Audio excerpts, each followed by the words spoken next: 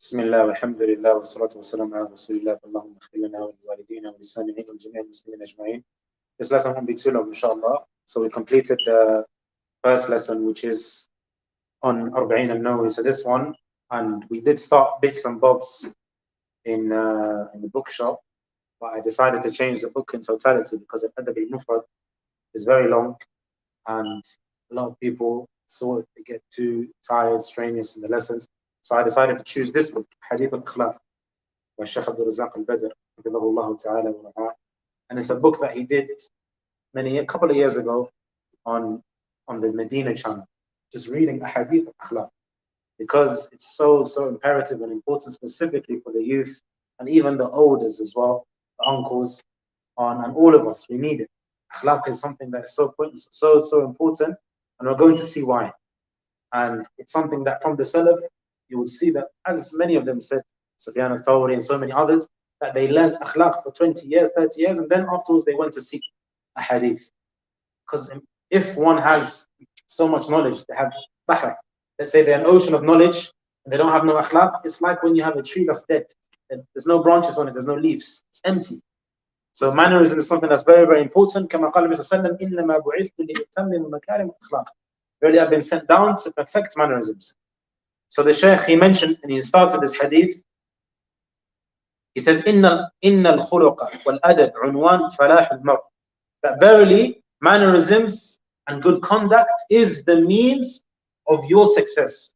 Falah literally is like your success, your joy, your bliss. That's you find it within akhlaq. وَسَعَادَتِهِ فِي الدُّنْيَا وَالْآخِرَةِ. Okay, and nothing is brought about from akhlaq except that it's khair. Except that it is khair. And that's why he says, وَالدِّينُ كُلُّهُ خُلُقٌ. The religion, all of it is mannerisms. Hence why he says, فَمَنْ زَادَ عَلَيْكَ فِي الْخُلُقِ زَادَ عَلَيْكَ فِي الدِّينِ. Allahu Akbar. These words literally should be, this book here should be translated into the English language. Are you? Yes, you're going to translate it for us. Wallahi, sarahatan ikhwan, it's something that the youth nowadays, specifically my generation, those younger than me, those a bit older than me, because the uncles and all of our parents and grandparents onwards, most of them weren't born in this country. So therefore they came with mannerisms, because it was within their cultures. Tarbiyah and tasfiyah, cultivation and upbringing was embedded in their cultures. Doesn't matter where they come from. Mannerism was something seen as something so high. Yeah, and if you were seen on the streets, and I'm not going to mention a single country because it was done in all the countries, even those that are not fully Muslim countries, but they have good conduct and mannerisms. If you were seen around in certain parts of the area, doing something that you're not supposed to do, someone else would come and grab you by the ear and take you to your parents. Yeah, you would see, if you would see someone, and it was known that if you were to be playing football on the streets as a young boy, or just doing something, and you see an uncle walking past, you have to stop your football and hold it until he goes by, because they had akhlaq.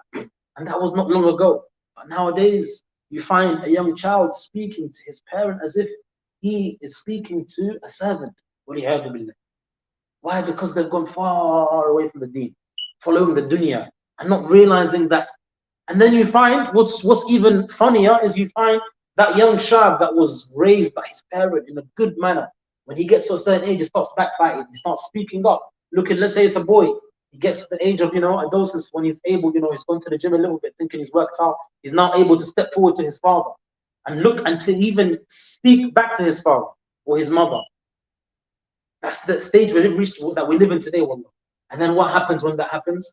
When they grow up and they're older, they have problems in their life, and they start to question, why me? Why this? But they're forgetting that they had a hukuk right. So you have to bear in mind, ikhwan, all of this is to do with mannerisms. You find it, wallahi, you find it. Today I've seen so many people, they speak to me, they say, I've got this problems and that problems, and you find yourself. Because wallahi, ikhwani, I'm not saying this to you because of the fact that I'm the best of my a'udhu billah. Every one of us has shortcomings. And inshallah, when we get into that chapter, I'm going to make each and every one of you from the youth do that. To call his parents, because it's something that you see, many of the shabab, they have issues with their parents. Their parents raised them in the wrong way, or maybe something happened, and they think that they're at the stage where they can be at that comfortable state where they don't care about their parents. Wallahi, all the khairat that you find. And I'm mentioning it now, I'm skipping a chapter because of the severity and high importance of birrul walidain.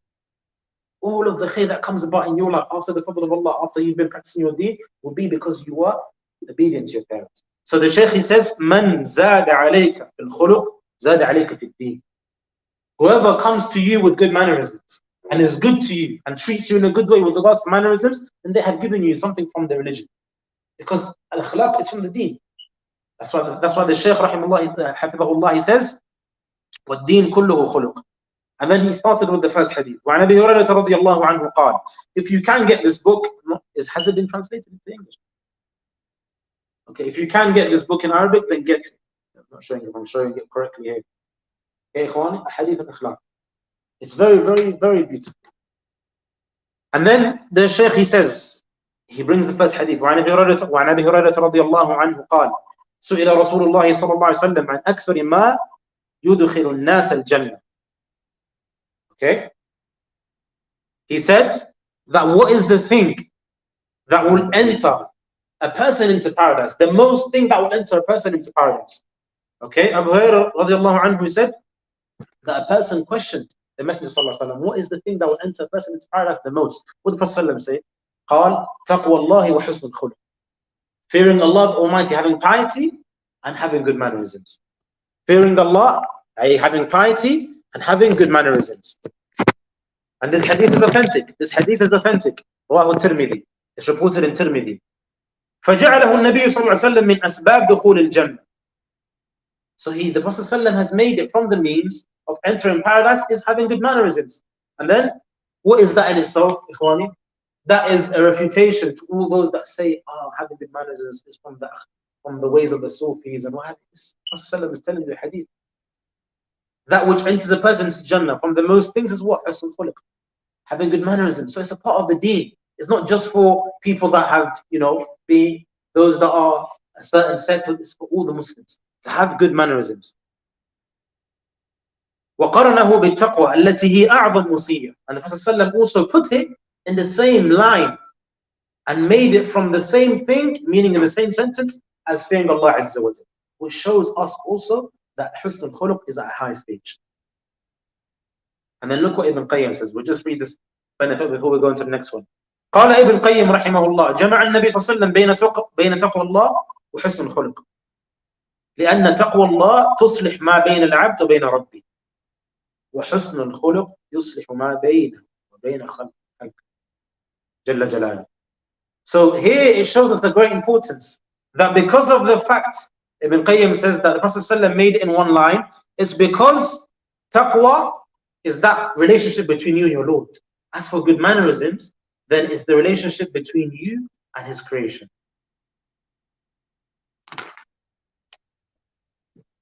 The next hadith, Prophet ﷺ says, إِنَّ مِنْ أَحَبِّكُمْ إِلَيَّ وَأَقْرَبِكُمْ مِنِّي مَجْلِسًا يَوْمَ الْقِيَامَةِ أَحَاسِنُكُمْ أَخْلَاقًا. أحاسنكم أخلاقا. This is not hadith موضوع or hadith فيه علة. No, it's hadith رواه الترمذي. It's authentic hadith that the most beloved ones to me on the day of judgment and the closest to me on the day of judgment, the most beloved and the closest to me are whom? أحاسنكم خلقا أخلاقا. The ones that are the most good with regards to their conduct and the ones that have the best mannerisms. They are the ones that are closest to me. Okay, sitting wise, you'll be the closest to the Prophet ﷺ, the more your akhlaq is, and also you'll be more beloved to the Messenger ﷺ. And that's why the Shaykh says, فكلما كان المرء أحسن خلقا كان أقرب إلى رسول الله صلى الله عليه وسلم مجلسا يوم القيامة من غيره وكلما كان أسوأ خلقا كان أبعد. This is basic, subhanAllah. The more you are with regards to your mannerisms, the higher they are, the better they are, then the closer you will be to your Messenger sallallahu alaihi wasallam in the day of judgment. Allahumma ja'alna minhum. May Allah make us from them. And the worse your mannerisms are, then the further you will be from the Messenger sallallahu alaihi wasallam. The beautiful statement of the Messenger sallallahu alaihi wasallam, and all of these are just to show you the virtues of akhlaq, and then we'll actually enter into the first chapter. With regards to that which was reported by Abu Hurairah رضي الله عنه عن النبي صلى الله عليه وسلم قال إنكم لن تسعوا الناس بأموالكم You're not going to be able to win the people over with regards to your money. Money is not going to bring people closer to you. You won't be able to strive with them and use them and utilize them and be close to them with regards to money. What would the Prophet ﷺ say? وَلَكِنْ يَسَعُهُمْ مِنْكُمْ بَسْطُ الْوَجْهِ وَحُسْنُ الْخُلْقِ. رواه البزار. That which is going to bring people closer to you is going to make people be having some sort of care towards you. You're going to be beloved to people. Is by you smiling. Bastul wajh. It doesn't take much to smile, to have a nice face on you. And then we live in this day and age, we've been affected. Wallahi, ikhwani, every single time I learn into Ahadeeth without fail, I learn and it's like I'm in this place of misery because of the people's faces. But what's even sad, and sometimes you don't blame people that are miserable and sad and depressed, because of course with bills and stress and no problem, that's without a doubt, stress levels raise high. But what's sad is you see a Muslim, you walk past them. That's not surprising to me.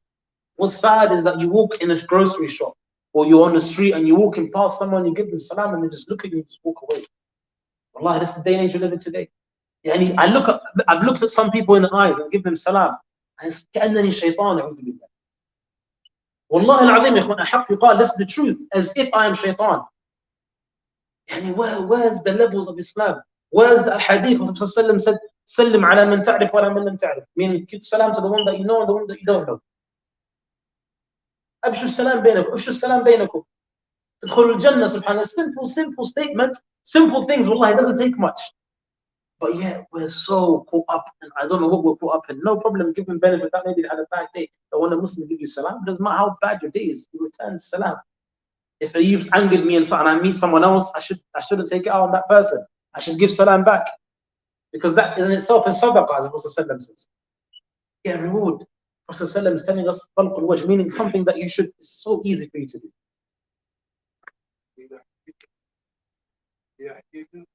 بتحية. Barakallahu fiik. The brother mentioned the ayah as well. If you're greeted with salam, if someone gives you salam, then respond with something greater. You know, it's simple things. But even salam is something uttered. I'm talking about just smiling. Even just smiling at your brother is something difficult for now. That we've become in this, I don't know what it is, ikhwani, because it wasn't like this many years before. But I think maybe due to the fact that we're far away from the deen. And we're too engulfed in chasing the dunya. So then when we don't get the dunya, we get annoyed, we get stressed, we take it out on everyone. That's why you shouldn't chase the dunya. You should run away from it, the dunya will come chasing you. The more you chase after something, you're never going to get it, especially the dunya. So carrying on with this, what was the statement of Ibn Umar? He used to make lines of poetry and he used to say, Bunayya inna al-birra shay'un hayyun. Oh my son, doing something good, bir, something that's good, is something that's easy. Okay? Hayyan is easy. Wajhun taliqun wa kalamun layyin. Meaning, you having a nice face, smiling, and being lenient with regards to that which you say. Meaning, you're soft-hearted when it comes to you speaking to someone. Something that's very, very simple.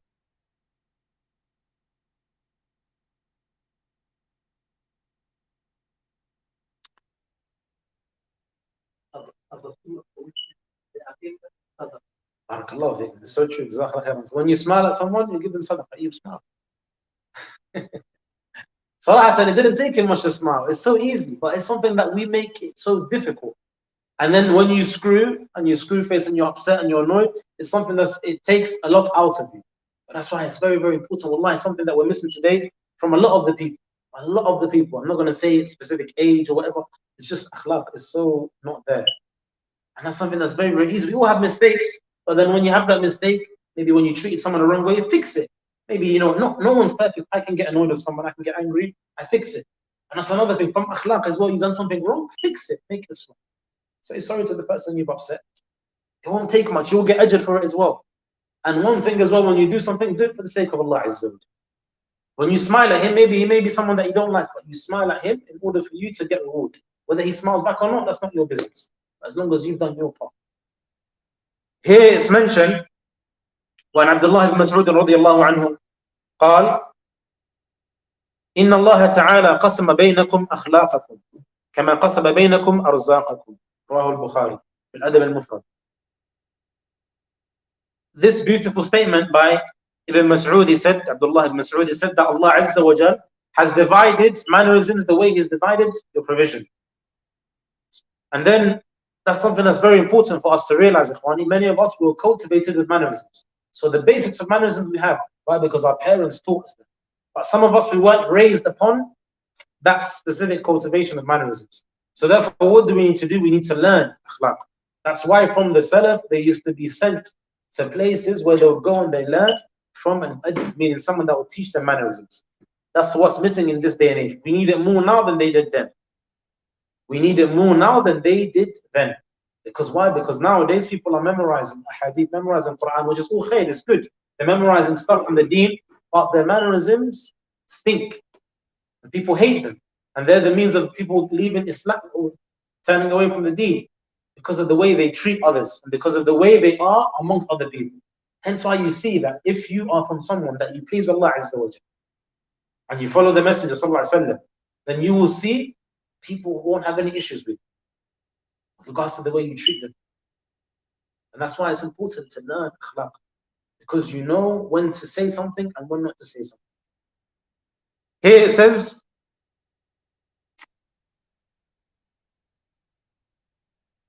فإن الأخلاق مواهب يهب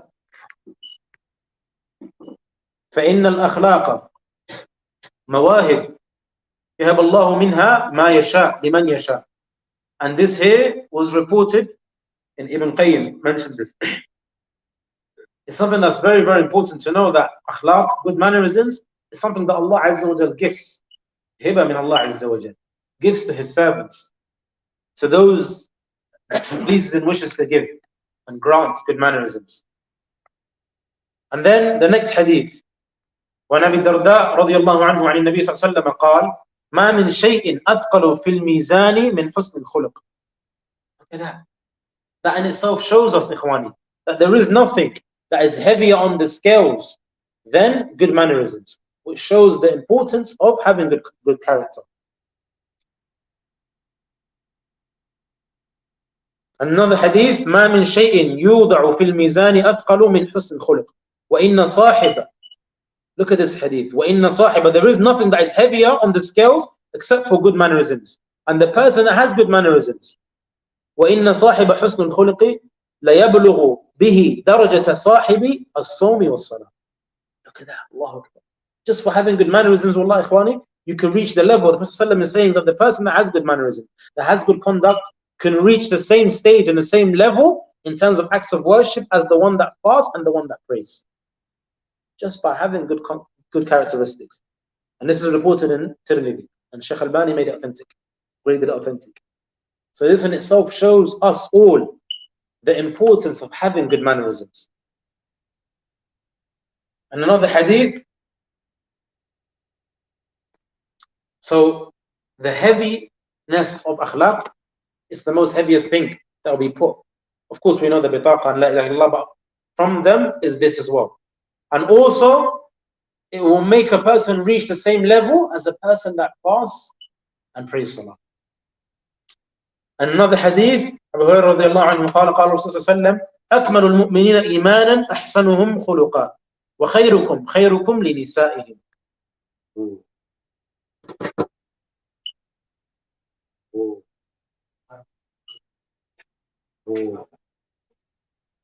This is something that's heavy upon all of us. It says that, I'll read the hadith again. I'll say it in English. The most complete from the believers in terms of iman, Messenger Sallallahu Alaihi Wasallam is saying, in terms of the most complete from the believers in terms of iman, those that have the highest stage of iman is complete. I.e. meaning is perfect, inshallah. Those that have good mannerisms. وَخَيْرُكُمْ, and the best of you, خَيْرُكُمْ, are those that are best to their womenfolk, i.e. their wives. And this hadith is reported in Tirmidhi. Ooh. That's heavy hadith, Allah. Hadith azim. Faqeel. This is something that's very difficult upon most of us, men and husbands, those that are married, and those that will get married, inshallah. The best of you are those that are best of their family members. And another hadith, وَأَنَا خَيْرُكُمْ لِأَهْلِي, meaning, and I am best I'm the best of you to my family members. This Prophet ﷺ saying this hadith in another narration. So this hadith is showing us that the best of you are those that what? Have good mannerisms. And they have complete iman. And the best of you from those that have good iman, complete iman and good mannerisms, are those that are kind to their, are good to their womenfolk. So that shows that, once again, it's not easy, but it's very, very important. It's very, very important. And from that, Ikhwani, I branch up and I say, it's a reminder for myself first and foremost, and all those listening, that wallahi, we live in a day and age where many women, many wives I should say, they get oppressed day in, day out by their husbands. And they're being abused in secret, behind closed doors. Every single house has some sort of secret, right? But unfortunately, the problem is that many of those men, they exercise their muscles and their strength and their manhood to their wives, which is something that's very, very bad, because it's something that it doesn't make you better of a man, it doesn't make you stronger for you to treat your wife in such a way. Or rather, what we should do, if we do make mistakes, let's say, for example, they say something, because of course we know how women are with their tongues, they say something to anger us. We should control it and try, and maybe if we do say something, we fix it. Because wallahi, Prophet is telling us for a reason, that he is best to his women. And what did the Prophet do when they upset him? Who can tell me? There was a stage when a lot of his wives upset him. What did he do?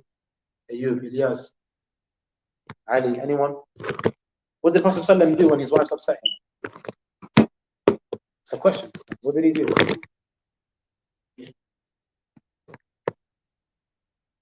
What did he do specific occasion? What did he fight them? Did he beat them up? Did he give them a jab, uppercut? Like how some men, a'udhu billah, do? What did he do? Like he said, he boycotted. He left the place. He left, he walked away.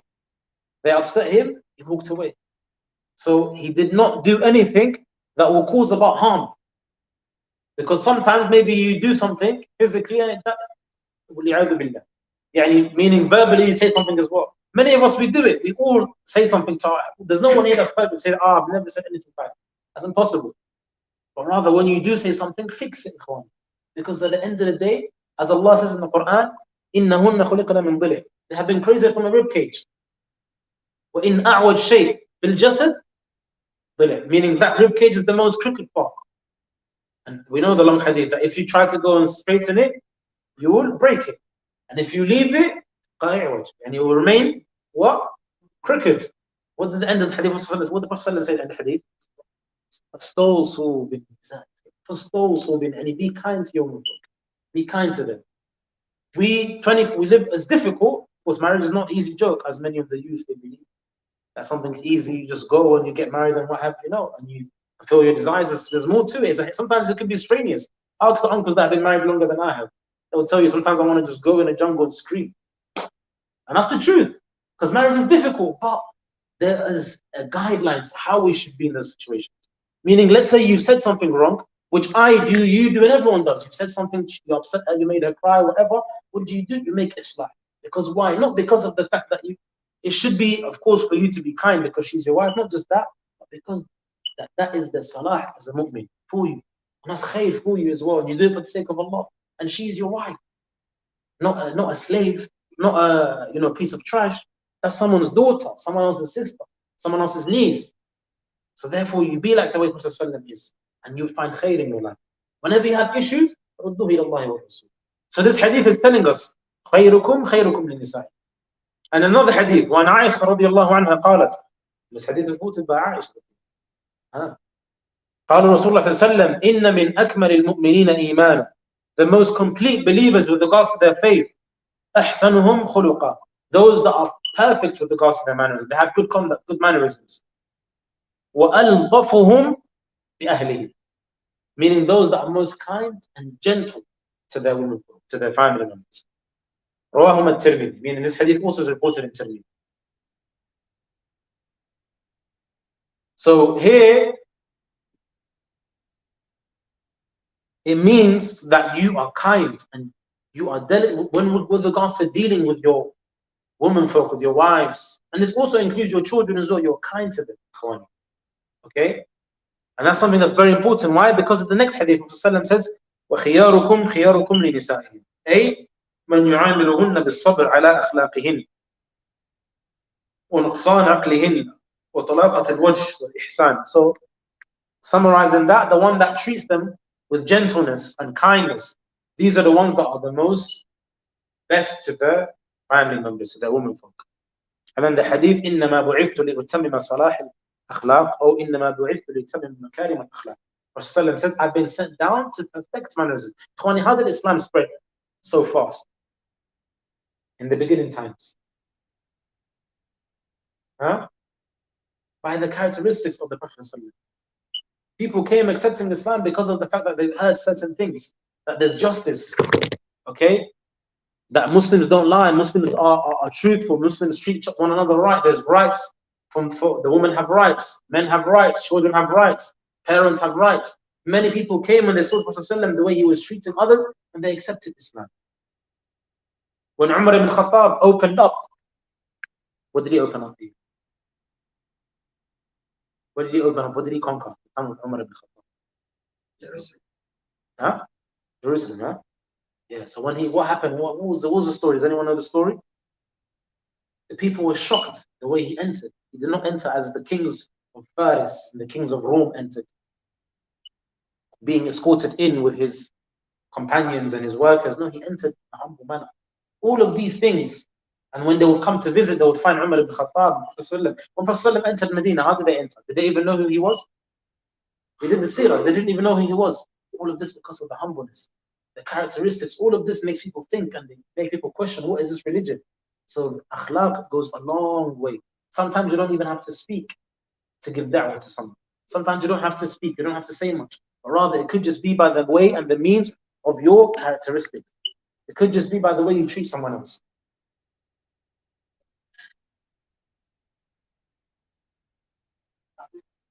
So the Shaykh, he said that there is many ahadith that support with regards to having good mannerisms in terms of the way of statement, and it shows the highness of mannerisms and what Allah Azza wa Jal has prepared for the one that has good mannerisms, and also fi'l as well, meaning actions.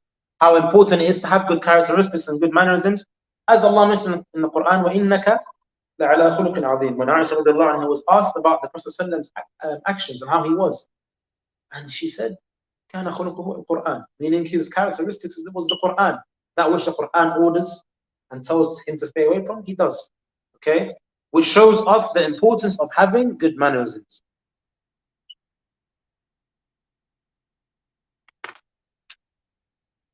So all of these ahadith, ikhwani, shows us that it's important for us to always remember that having good mannerisms is something that is important because it's part of our deen. And it completes us in society. And it means, when I say society, I mean if you're a son, then you have a position to play in the house. That's your society. Where your society begins is your household.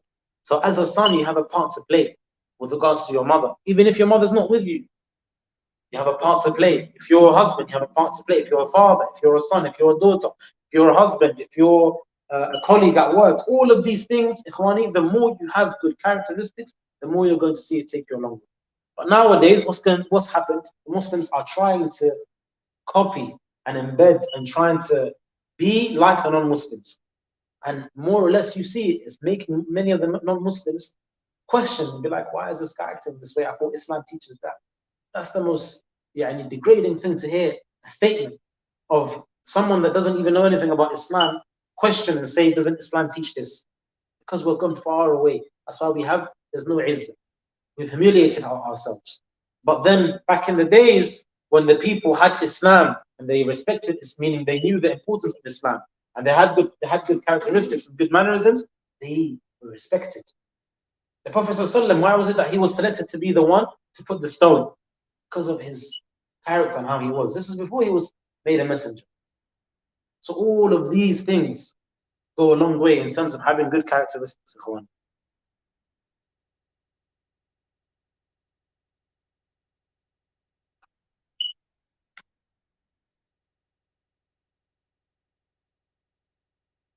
And the hadith we know also, وَخَالِقِ النَّاسَ بِخُلُقٍ حَسَنٍ. You should treat the people with regards to good mannerisms. Why? because of the fact that it's something that you should do. You should treat someone the way you wish to be treated. Treat someone the way you should be treated. Ikhwani, before we carry on, I just want to ask a question. What's so important about good characteristics with that which we've covered? Ali, I'll begin with you, Ali.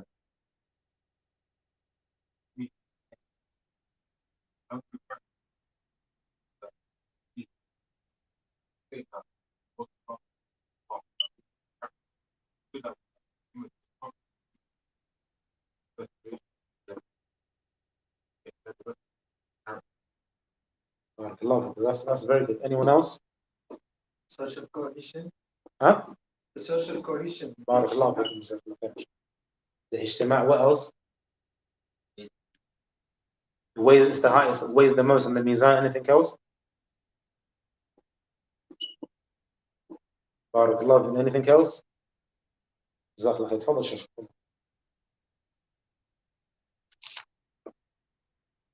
Ilyas.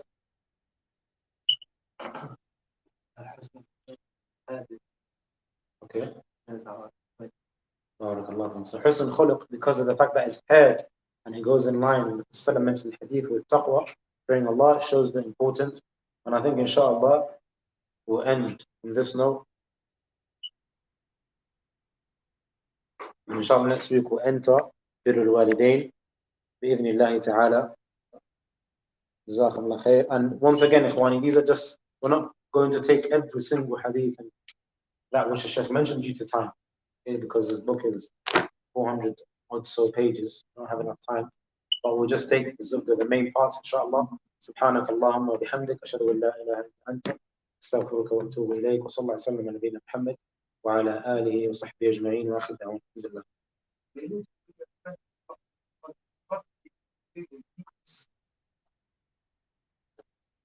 Not only